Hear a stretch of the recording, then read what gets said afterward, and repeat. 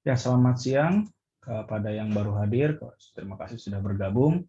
Di sini kita memasuki di pertemuan ketujuh, pertemuan terakhir di setengah semester kelas Time Cost Management, Construction Time Cost Management di program studi ini, yang berarti menandakan minggu depan kita akan mengadakan UTS, ya, ujian tengah semester. Silakan direview kembali, dipelajari kembali dari pertemuan satu hingga pertemuan hari ini.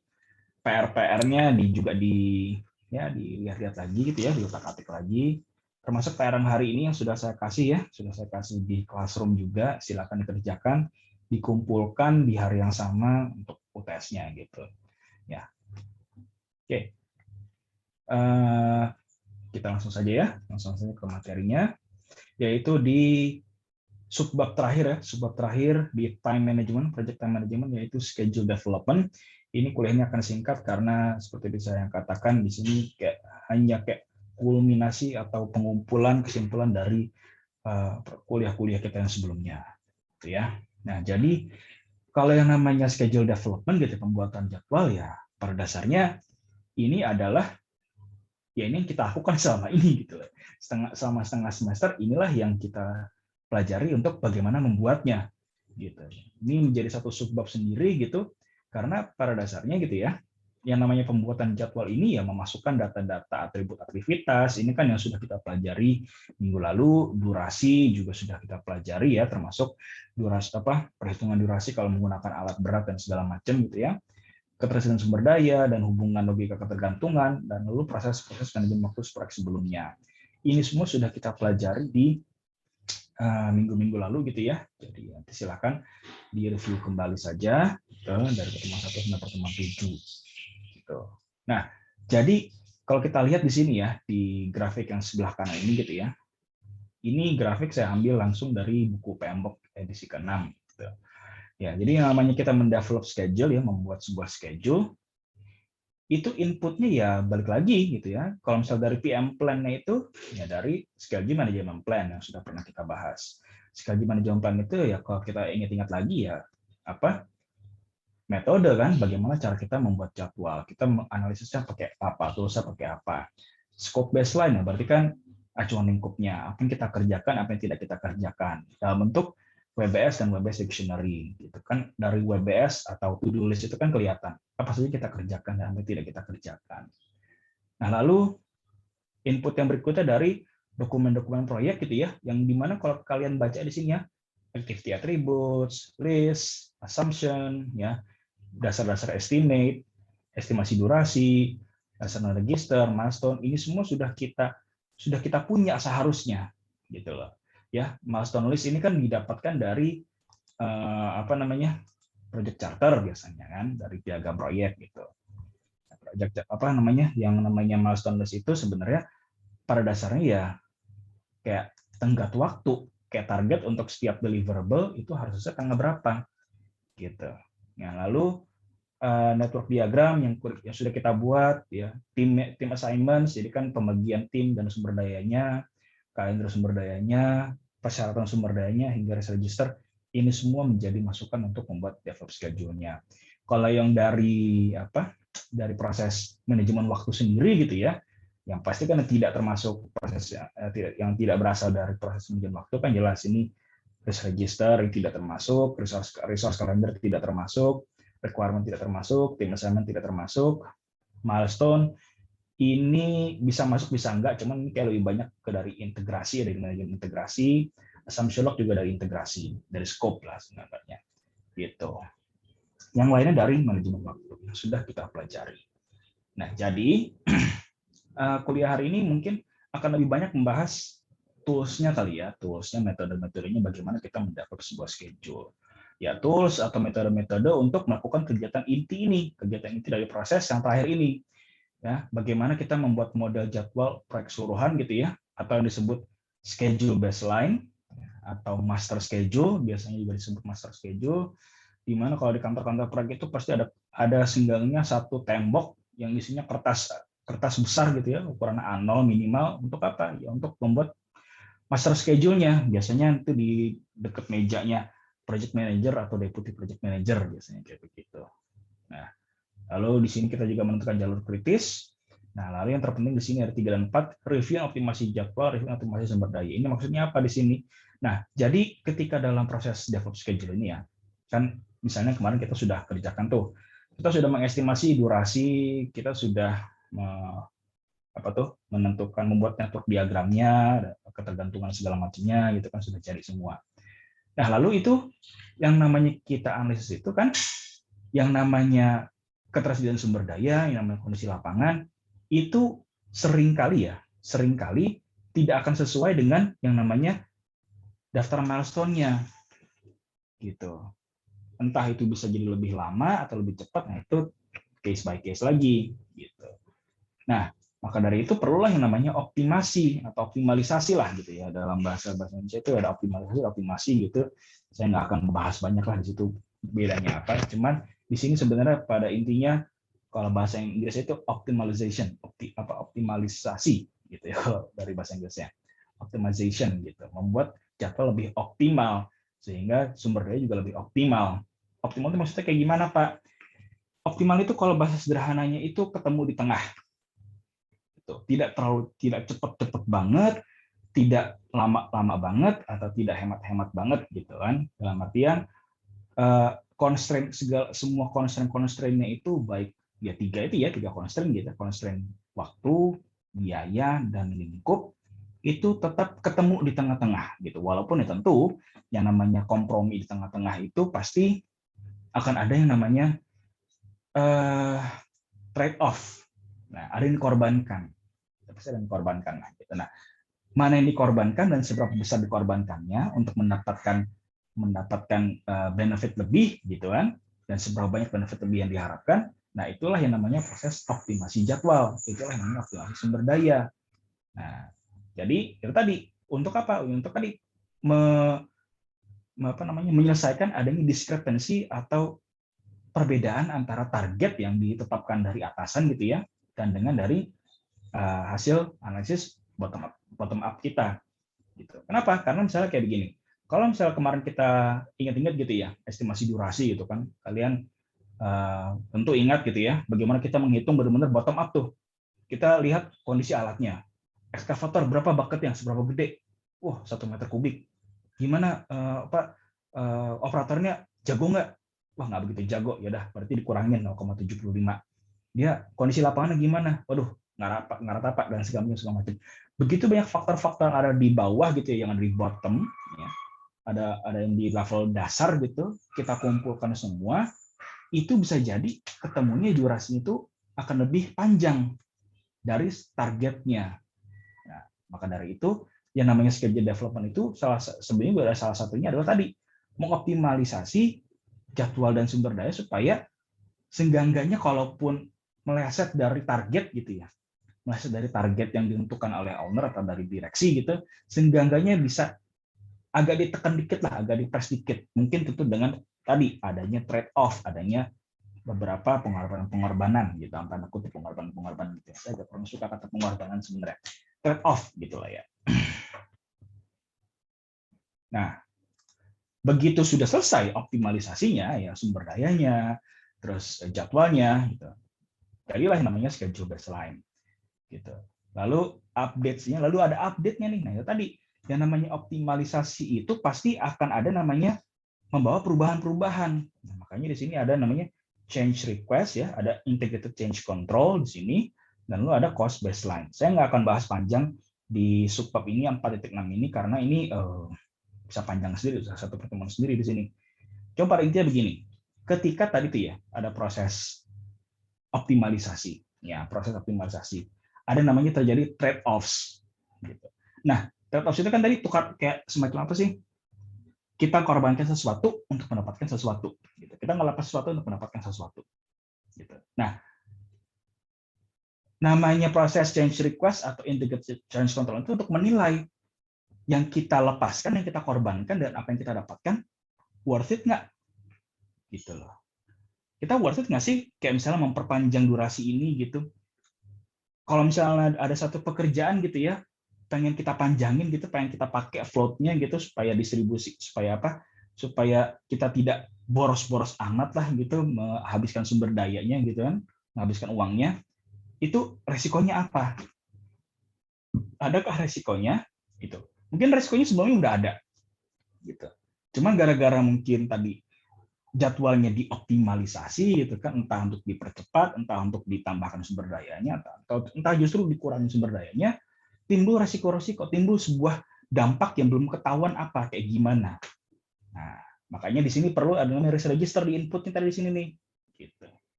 Ya, sehingga nanti termasuk salah satu risk register maka menjadi masukan input supaya membuat menjadi bahan pertimbangan untuk integrated change control. Kalau ada perubahan-perubahan yang sudah disetujui, misalnya rencana untuk optimalisasi sudah disetujui, nah, maka schedule management plan-nya, termasuk cost baseline-nya, project schedule-nya, schedule datanya ini akan berubah, gitu. Ya, akan diupdate, akan berubah. Gitu. Nah, makanya kenapa kok istilahnya ya, yang kita sudah pelajari capek-capek 6 minggu ke belakang gitu kan, kok ini ada satu subbab sendiri khusus di situ. Karena apa? Ya karena tadi apa yang kita pelajari selama 6 minggu ke belakang itu gitu ya, itu adalah bagian dari proses bottom up-nya. Gitu. Yang namanya top down kan istilahnya kan yang namanya target dari atas top down gitu biasanya kan hanya berdasarkan estimasi kasar gitu ya. Pokoknya kira-kira seginilah saya maunya tanggal segini, saya mau begini begini begini. Ada kata-kata saya maunya. Ya, bukan artinya nggak mau tahu gitu lah ya. Cuman mereka pertimbangannya biasanya non teknikal sehingga tidak begitu detail. Nah, yang namanya suatu estimasi tidak begitu detail, gitu ya. Masih estimasi kasar, kemungkinan melesetnya akan sangat besar. Nah, maka dari itu proses bottom up yang sudah kita pelajari dari minggu lalu, gitu ya, bikin network diagram, menjabarkan aktivitas, terus nentuin sumber dayanya, durasi dan segala macam. Nah, itu adalah proses bottom up-nya yang bisa jadi akan lebih panjang daripada target dan top down-nya, estimasi top down-nya. Nah, maka dari itu ada satu subbab khusus yang membahas mengenai optimalisasinya tadi itu. Nah, kita sekarang membicara bagaimana cara kita mengoptimalisasinya gitu ya. Ini sebenarnya kita bicara metode-metode optimalisasi yang basic gitu. Ya. Kalau misalnya yang advance itu akan ada banyak sekali metode-metode optimalisasinya. Ada menggunakan algoritma apa tuh? Algoritma genetik gitu. Genetic algorithm gitu. Itu kalau kalian baca papernya gitu ya. Schedule optimization using genetic algorithm, algoritma genetik. Nah, jadi kalian bayangkan bagaimana proses apa namanya kawin silang dalam DNA dan makhluk hidup dijadikan sebuah algoritma komputer untuk mengoptimasi jadwal. Nggak kebayang ya? Sama saya nggak kebayang. Gitu. Cuma saya pernah pakai algoritma itu untuk optimasi hal yang lain. Gitu. Teman saya pakai algoritma itu, belajar algoritma itu untuk optimalisasi jadwal. Gitu. Sebenarnya banyak caranya. Ada neural network, ada dan segala macam lah gitu ya. Itu silakan ya kalau misalnya kalian pengen tahu gitu ya. Nah, maka dari itu saya kasih di sini toolsnya metodenya yang dasar gitu ya. Salah satunya yang terdasar ini adalah resource leveling gitu ya. Jadi bedanya apa sih namanya alokasi sumber daya dengan perataan sumber daya. Nah, kalau alokasi sumber daya gitu itu kita menempatkan sumber daya pekerja gitu dalam setiap aktivitas gitu ya. Dalam jumlah dan timing yang spesifik sudah ditentukan di awal. Jadi hanya menempatkan saja. Nah, sedangkan kalau leveling, gitu ya, kalau leveling ini fungsinya untuk meratakan dalam artian meminimalisir fluktuasi sumber pengeluaran sumber daya perharian atau permingguannya, gitu, atau per satuan waktu, gitu, untuk meminimalisir fluktuasi. Misalnya tadi sumber dayanya rata-rata atau melonjak di hari tertentu terus turun lagi gitu kan, rata-rata lagi. Nah, itu tidak optimal. Gitu. Secara pengeluaran biaya itu tidak akan optimal. Apalagi kalau misalnya pembayaran kontraknya misalnya per bulan gitu kan, bukan per progres gitu.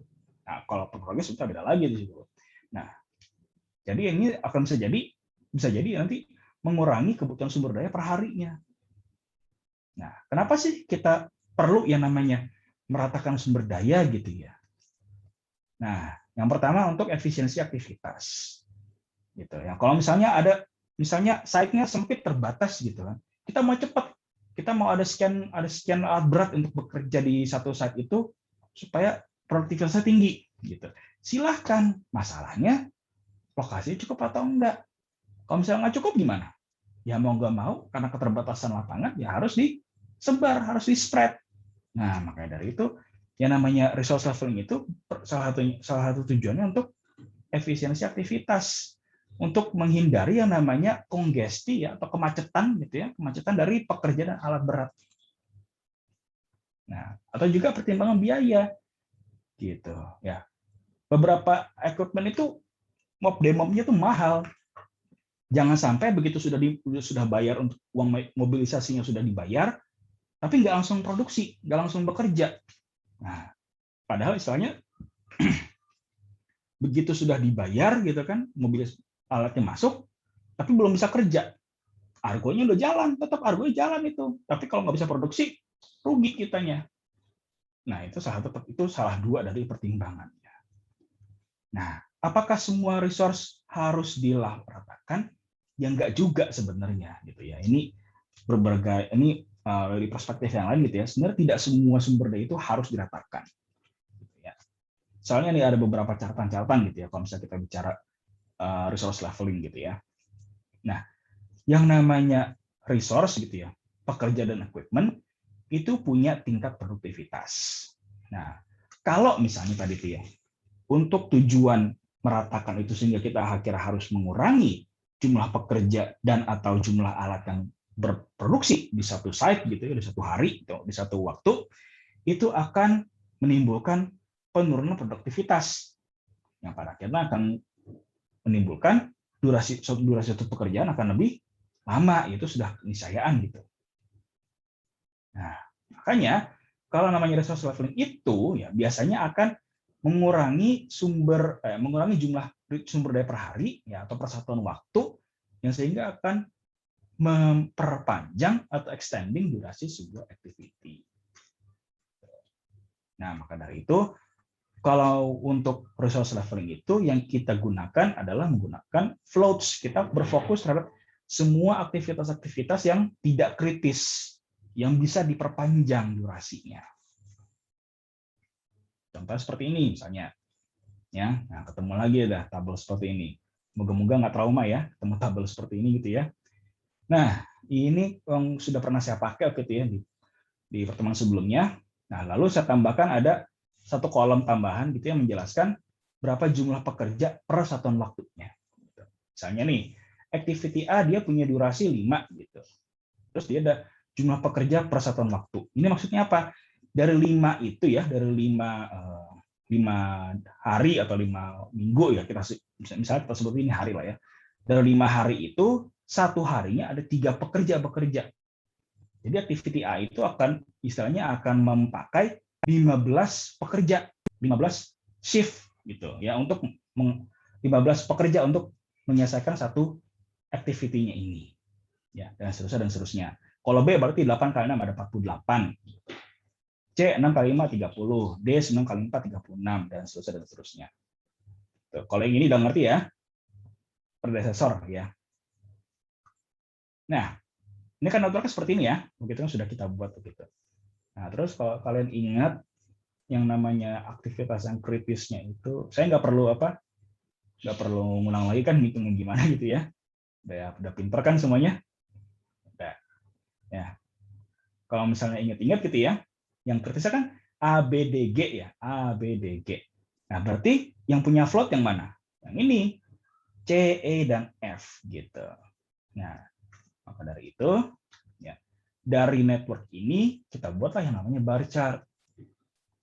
Nah, ingat yang namanya bar chart itu walaupun mereka tidak tidak menunjukkan hubungan keterkaitannya gitu ya, hanya menunjukkan durasinya dan urutannya saja, tapi mereka harus mengikuti logika yang sama dengan networknya ini. Ya kita cek aja nih, misalnya nih aktivitas B dan C setelah A, benar nggak? Oke, B dan C setelah A ya, S gitu. Nah lalu activity DE itu setelah B, benar nggak? DE setelah B, ya benar ya, sama. aktivitas F itu pokoknya antara aktivitas F itu setelah C pokoknya ya.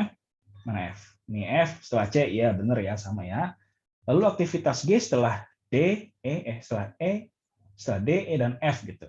Oke, benar kan nih? Iya, pokoknya dia paling nggak di antara di antara D, E, dan F kan? Ini mana? D, E, dan F. Oke, di antara tiga ini mana yang paling panjang? Oh, yang di antara D. Berarti bukan aktivitas G itu. Kotaknya cuma satu di sini gitu. Nah, jadi namanya kita membuat bar chart, menerjemahkan dari network ke bar chart itu tetap harus mengikuti logikanya yang kita dapat dari network diagram. Nah, cuman memang di bar chart-nya memang nggak kelihatan gitu kan, nggak kelihatan aja. Ini nyambungnya kemana? Kan bisa jadi yang C ini bukan FS dengan A, tapi SS dengan B misalnya. Ya, itulah kekurangan bar chart. Dia tidak bisa menjelaskan dengan baik hubungannya antar aktivitas seperti apa. Nah, cuman kita pakai bar chart ini untuk apa? Untuk mengalokasikan sumber dayanya. Nah, tadi aktivitas A itu kan dia punya pekerja 3 per satuan waktu. B itu 6, C 5, D 4, E 7, F 5, G itu 4. Nah, lalu kita jumlahkan ke bawah nih setiap satuan waktunya atau per harinya lah. Misalnya kita sebut ini satu kotak ini per hari lah ya. Kita jumlahkan ke bawah. Untuk hari pertama 3, hari kedua 3, sampai hari kelima itu 3. Tapi begitu masuk hari ke-6, nah karena ada 2 aktivitas yang berjalan bareng, maka di jumlahnya 6 tambah 5, 11, 11, 11, 11. Gitu. Nah, begitu masuk ke hari 14, ada 3 aktivitas jalan bareng. Di sini, ini aktivitas DEF itu jalan bareng. 4 tambah 7 tambah 5. Nah, melonjak dia di sini ada 16. Tapi setelahnya patah lagi. Gitu. Nah, misalnya nih, karena emang ada suatu kebutuhan gitu ya, karena suatu kondisi, kita hanya bisa memaksimalkan 12 pekerja tiap persatuan waktu atau persatuan harinya. Ini 16 nggak boleh ada, harus diratakan menjadi maksimal 12. Misalnya contoh soalnya seperti itu. Nah, kita buatlah seperti ini. Ingat, C itu dia punya float, ya, dia punya float sebanyak 1, 2, 3, 4, 1, 2, 3, 4, ada 6. Ya, kita coba lihat lagi deh, ingat lagi. Benar nggak? Oh, ada 5 dia floatnya ada 5. Ya, floatnya ada 5, E itu ada 3, F itu ada 8. Oke, nah ini saya kotaknya salah di warnanya, harusnya enggak di sini. C itu punya 5 ya, 1, 2, 3, 4, 5. Nah, yang namanya activity itu bisa saya spread activity. Resource itu bisa saya spread, saya sebar. Tadi di sini berapa tadi itu? 5 gitu ya. C itu tadi 5 per satuan waktu, jadi 3. Nah, yang penting satu, kalau begitu disebar tidak melebihi float-nya. Ya, float-nya kan cuma sampai hari ke-15 nih, 16 saya salah ya. Ini warnanya enggak ada warna harusnya. Gitu. Nah, ini bisa saya sebar sampai ke 5 hari, misalnya saya extend, saya perpanjang aktivitas C ini durasinya sampai 5 hari, saya tambah 5 hari, lalu setelah saya tambah 5 hari, saya sebar pekerjaannya, saya kurangin konsentrasi pekerja dari 5 jadi cuma 3.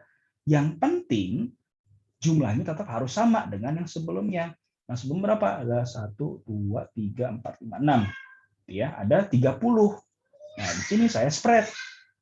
Ada nggak 30? 1, 2, 3, 4, 5, 6, 7, 8, 9, 10. Oke, pas ada 10 di situ. Nah, ini karena saya extend dia ke sini. Gitu. Nah, yang D kan dia kritis ya, nggak bisa apa-apain. Ya udah, D kritis. Gitu. Yang E, nah yang E itu berapa dia tadi floatnya? 3 ya? 3. Nah, tadi kan di sini dia nih.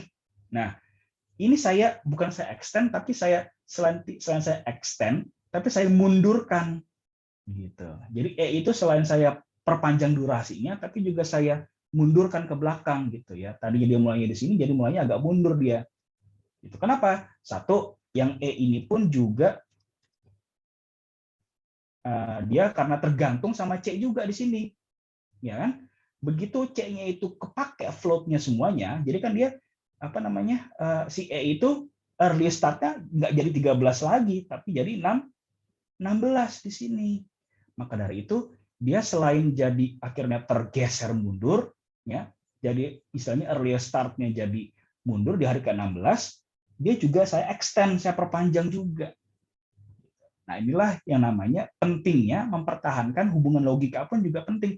Walaupun kita mainin float-nya, walaupun float-nya dipakai, yang namanya hubungan logika itu tetap harus ada, tetap harus kepakai juga.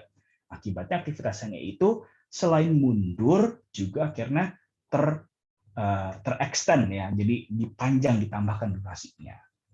Nah, lalu aktivitas F dia ada 8 nih, cuman saya nggak pakai semua. Gitu. Saya cuma pakai sebagian aja. Kenapa? Karena kalau misalnya saya pakai semuanya, bisa jadi sangat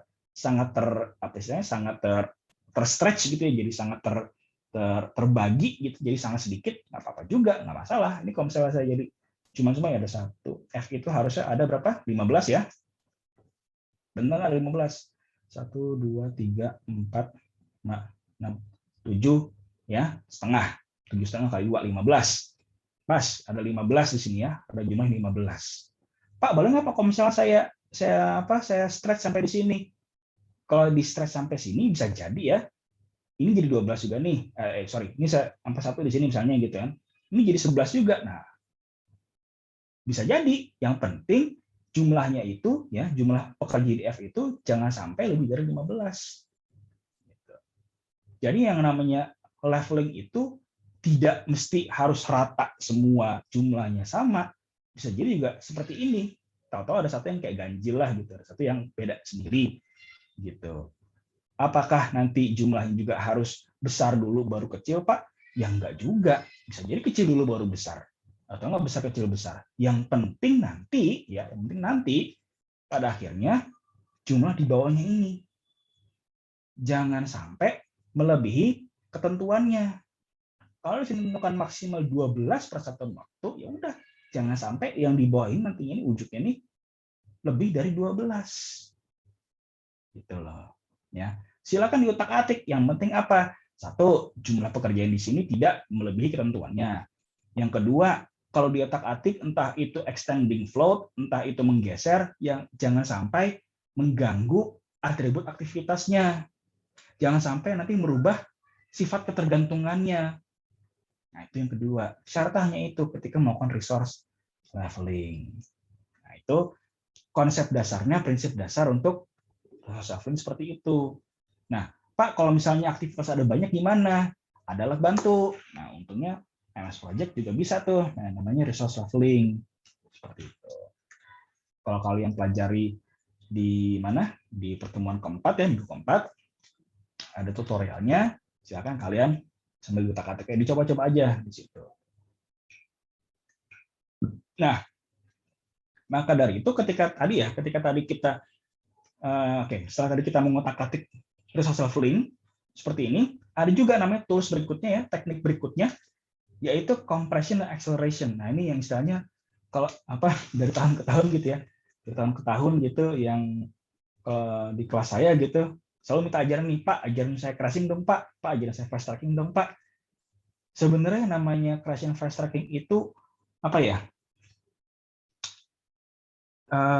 Tidak hanya butuh kemampuan teoritis yang luar biasa hebat gitu ya, tapi juga butuh insting lapangan yang juga sama luar biasa hebatnya. Kenapa? Karena tadi nih ya, kalau kita sebut misalnya ini, by definition ada dua jenis kompresi dan akselerasi. Kompresi jadwal, pemadaatan jadwal dan akselerasi. Gitu ya. Kalau namanya crashing, gitu, ini kan istilahnya sering banget gitu kita dengar. Crashing. Pak, kita mau crashing nggak nih? Pak, kita mau crashing nggak nih? Crashing ini adalah mempercepat durasi proyek dengan menambah jumlah sumber daya atau nama jam kerja. Nah, misalnya seperti yang ini nih, ya kan? Normalnya seperti ini nih, ya. Kerjaan satu ini ada 5 hari. Begitu di crashing, dikasih pekerja gitu kan, dikasih pekerja tambahan, jadi cepat durasinya nih 3 menjadi 4 menjadi 3. Nah, ini dampaknya ya jelas ya akan menambah biaya. Kenapa? Karena menambah jam kerja, ada menambah shift di situ, shiftnya bertambah.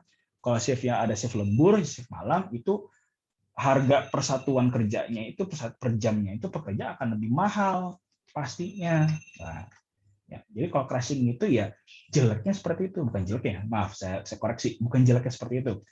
dampaknya akan seperti itu. Siap nggak kontraktor mengeluarkan uang lebih untuk untuk mempercepat waktu? Gitu. Perlukah kita melakukan crashing? Gitu. Atau cara kedua yang namanya fast tracking, ya, mengubah yang ini sebenarnya teknik percepatan ya untuk dengan cara memparalelkan pekerjaan-pekerjaan. Yang tadi yang mungkin dari jadinya FS jadi SS plus lag misalnya.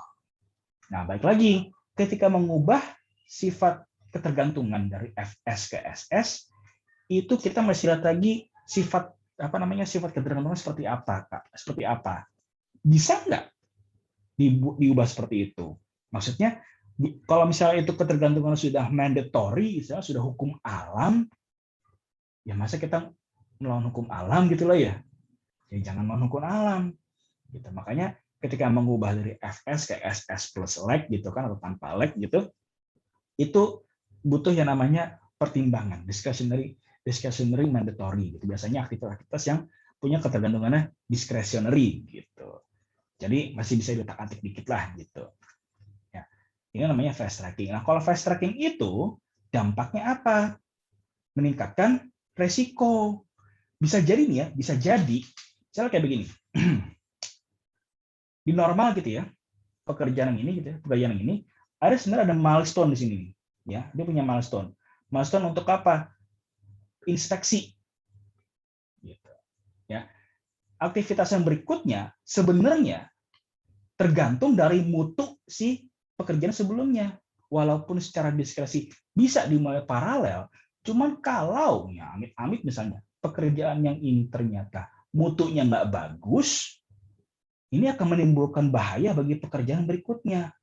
Contohnya apa misalnya? Pengecoran gedung bertingkat. Gitu. Ya. Kalau misalnya umur kekuatan betonnya belum optimal, ya, 28 hari dan naik gitu kan misalnya, itu akan timbul resiko baru. Jangan-jangan belum kuat di bawahnya nih. Gitu ya. Di bawahnya belum kuat, tapi kita udah ngecor ke atas. Walaupun ada yang berhasil, ada, tapi itu artinya bukan mereka beruntung, tidak, tapi mereka tahu bagaimana mengelola resikonya. Mereka tahu ada resiko keruntuhan akibat tadi mungkin kekuatan betonnya belum optimal, tapi kita sudah kasih beban gitu misalnya. Mereka lalu bagaimana cara mengatasi resiko itu, resiko keruntuhan itu? Ditambahkanlah mungkin obat misalnya gitu. Betonnya dikasih admixture ya, ditambah cairan kimia admixture gitu untuk obat, bisa obat beton gitu. Atau ada sistem shoringnya gitu. Sistem shoringnya ada penyangga sementaranya itu dipakai juga di situ. Ya, jadi pada dasarnya sebenarnya kalau untuk mencegah risikonya itu akan menambah biaya juga sebenarnya. Pak, apakah berarti crashing itu tidak menimbulkan risiko? Juga ada risiko juga gitu ya. Jadi namanya kompresi dan akselerasi itu pada dasarnya kedua-duanya itu akan menambah risiko dan akan menambah biaya. Besaran mana ya tergantung sifat pekerjaannya, tergantung atribut aktivitasnya. Gitu. Nggak bisa kita katakan oh fast tracking itu lebih besar menambah biayanya, menambah risikonya daripada menambah biayanya. Kalau crashing lebih menambah biayanya secara langsung, tapi risikonya lebih rendah gitu ya, nggak bisa gitu juga. Gitu. Ya nggak bisa kita pukul rata seperti itu karena apa? Setiap project itu adalah unik. Gitu ya, semuanya itu punya namanya project itu punya aktivitas-aktivitas yang punya atribut yang berbeda-beda. Atribut itu bisa tergantung dari apa? Kondisi lapangan, sifat kontrak, sifat pembayaran, kondisi alat, begitu banyak variabelnya. Gitu. Ya, maka dari itu yang sebenarnya harus dilakukan kayak gimana? Optimalisasilah di awal, dibuatlah sistem perencanaan yang terintegrasi. Gitu. Jadi nggak hanya asal merencanakan lalu go show aja gitu kan, siap-siap menanggung masalah-masalah yang akan terjadi gitu. Jadi sifat-sifat itu reaktif. Ya jangan reaktif. Ada juga harusnya proaktif. Dari awal sudah direncanakan. Bagusnya seperti apa. Nah, sehingga nanti ya setelah diutak-atik tadi tuh ya, diutak-atik jadwalnya, dioptimalisasi gitu kan, sampai akhirnya ketemu yang disepakati seperti apa, buatlah yang namanya tabel milestone yang sudah diperbarui. Misalnya project charter selesainya harusnya misalnya 365 hari kalender misalnya, tapi setelah di bottom up nggak mungkin nih Pak 365 hari itu nggak mungkin, mungkin 400 hari gitu hasil bottom up-nya. Ya udah deh diutak-atik lagi tadi, di fast tracking, terus di leveling resource-nya, dioptimalisasi, ya kan pakai algoritma-algoritma yang canggih-canggih itu, ya kan. Ya udah diperbaiki lah tabel milestone, ya udah deh nggak 365 hari kalender deh. Jadi misalnya 375 hari misalnya, ketemulah di situ. Ya, tanggal milestone jadi mungkin ada yang berubah, mungkin yang tidak berubah gitu. Intinya tetap diupdate juga. Ya, dari situ buat namanya diagram, lalu kurva S. Nah, kurva S itu ini perlu saya jelaskan lagi gitu ya. Karena contohnya di sini ya, yang ini pernah kalian lihat kan ya. Ini masih pada ingat kan nih? Ya, kalau itu total anggaran keseluruhan proyek. Ini bobot total dari mana bobotnya kan? Dari anggaran dibagi, ya, anggaran total dibagi anggaran total gitu ya. Nah, ini kan kalau kalian contohnya di sini ya, kan ngerata semua nih. Gitu kan, angkanya rata semua. Ini sebenarnya perwujudan dari dari resource yang belum diratakan sebenarnya. Gitu. Bisa jadi nanti setelah ada namanya resource leveling, yang namanya kurva S ini akan berubah-ubah. Misalnya tadi tuh ya, misalnya nih, ini kan karena contoh bar chart ini tidak ada network sebelumnya, saya waktu itu buatnya itu cuman asal aja gitu kan, yang penting ada contohnya dulu gitu kan. Bisa jadi misalnya seperti ini, misalnya nih, activity yang mana ya misalnya ya, ini deh, aktivitas G misalnya, gitu ya. Misalnya untuk contoh ini, durasinya tadinya 8, dia ternyata punya float 4, gitu, ya kan? Jadi ini durasinya bisa 12 paling banyak. Ini bisa kita perpanjang, ya teman ingat lagi, tanpa mengubah sifat ketergantungannya. Hati-hati, gitu ya. Hati-hati tadi dengan sifat ketergantungannya bisa kita extend 2 ya, 1 atau 2 atau 3, maksimal 4. Lalu ini bobot 17,75% ini bisa kita bagi rata menjadi 12 atau tetap agak besar di depan gitu ya, misalnya di sini jadi tetap 3%, dan 3 ya naik gitu misalnya 2%, 2%, 2, 1, 2, 3, 8, 16 gitu ya. Ini jadi 2%, 2%, 2%, 2%, 2%, 2%. Nah, sisanya nih perpanjangannya, sisanya 0,22 kali 8 berapa tuh? 1,75-an ya, 1,75 sisanya mungkin dibagi rata lagi di sini. Jadi 0,85, 0,85 misalnya seperti itu. Boleh seperti itu. Itu wujud nyatanya seperti itu. Sehingga nanti begitu kurva S ini kalian optimalisasi lagi, bisa jadi bobot persatuan waktu, persatuan aktivitasnya ini akan berubah gitu. Ya. Ini sebenarnya yang namanya tadi resource leveling itu sebenarnya tadi juga untuk membuat kurvanya S. Ini kebetulan saya buat contohnya kurvanya udah S bentuknya, udah rapi gitu. Nah, tapi bisa jadi nih yang namanya kurva itu kan kenapa sih bentuknya harus S, Pak? Kurva S itu in theory gitu, ya. Ini menggambarkan alokasi sumber dayanya sudah optimal gitu. Agak lempeng di awal, lalu ngebut di tengah-tengah, lalu lempeng di akhir. Itu optimal gitu istilahnya, kan? Secara rata-rata proyek yang bagus tuh seperti itu, rencana itu seperti itu. Nah, tapi bisa jadi tadi akibat proses bottom up gitu kan, ketika membuat proses bottom up-nya bisa jadi tidak S. Mungkin tadi bentuknya malah misalnya ada yang bentuk kayak begini gitu, gitu ada, saya pernah ketemu gitu kan, atau bentuknya mungkin kayak begini gitu kan, ada juga yang kayak begitu. Kita nggak pernah tahu yang namanya estimasi bottom up itu ya tadi belum bisa melihat gambaran keseluruhan besarnya.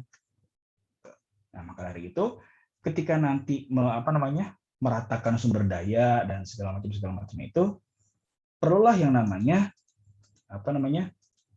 untuk namanya tadi meratakan sumber daya, terus di fast tracking, istilahnya diotak-atik lagi gitu lah ya, diotak-atik lagi, itu supaya bisa ketemu lah yang namanya kurva S yang optimal. Begitu. Oke, nah sampai sini ada yang tanyakan? Ada ya? Oke. Ada Pak. Ya, silakan. Nanya apa? Itu Pak, kalau kan kita kan ini kan bar chart, nah kan Pak, kalau pengaruh, kalau misalnya milestone ke bar chart itu ada pengaruh nggak Pak? Ada. Milestone itu apa? Coba sekarang saya tanya dulu. Yang namanya milestone itu apa? Pekerjaan yang dari nol, pekerjaan nilainya nol, Pekerjaan durasinya durasinya nol. Ya, yang itu bisa menandakan apa artinya? Artinya itu menandakan itu ada serah terima, bisa jadi seperti itu. Misalnya seperti ini, ya. Ini pertanyaan bagus nih. Misalnya seperti ini ya. Di aktivitas A ini misalnya aktivitas A, ini dia ada milestone nih di sini nih ya. Di pekan ketiga ini ada milestone di sini. Artinya apa? Ada milestone di sini untuk biasanya untuk serah terima. Yang namanya serah terima itu prosesnya ngapain sih? Biasanya inspeksi, ngecek aktivitas A ini udah bener apa belum, atau paket pekerjaan A ini udah bener belum kerjaannya. Nah, kalau ini ada milestone di bar chart sini nih, ya kita lihat lagi ke bobotnya. Harusnya ya di akhir minggu ketiga itu yang namanya aktivitas A itu sudah dibayar sebesar berapa nih? 9,7%. Kalau misalnya kita hanya bicara aktivitas A ya, hanya aktivitas A nggak 9,71, tapi 4,16%. Atau enggak kita cari yang milestone yang itu deh, yang agak gede deh. Misalnya mana ya? Nah, saya ambil yang milestone agak gede yang kerjanya selesai bareng-bareng gitu. Mana ya kerjanya selesai bareng-bareng tuh? Ini nggak selesai bareng sih ya. Ya, atau enggak kita anggap setiap bulan ini ada milestone lah misalnya ya. Nah, di aktivitas A dia ada milestone di sini nih. Ya, di sini ada milestone, di sini ada milestone, di aktivitas B di akhir minggu, di tengah-tengah ada milestone, lalu di D ada milestone. Berarti kan milestone totalnya harus ada 9,71% di sini. Nah, kalau misalnya hasil aktivitas pengecekan mutu gitu ya. Jadi pengecekan mutu, inspeksi serah terima itu diwakili oleh satu milestone gitu ya, satu milestone activity. Itu kalau aktivitas itu berhasil dicek dan terverifikasi, tervalidasi gitu ya, kualitas dan segala macamnya, si kontraktor itu berhak mendapatkan bayaran sebesar 9,71% dari RAB-nya, dari nilai kontraknya. Itulah pengaruhnya milestone tuh di situ.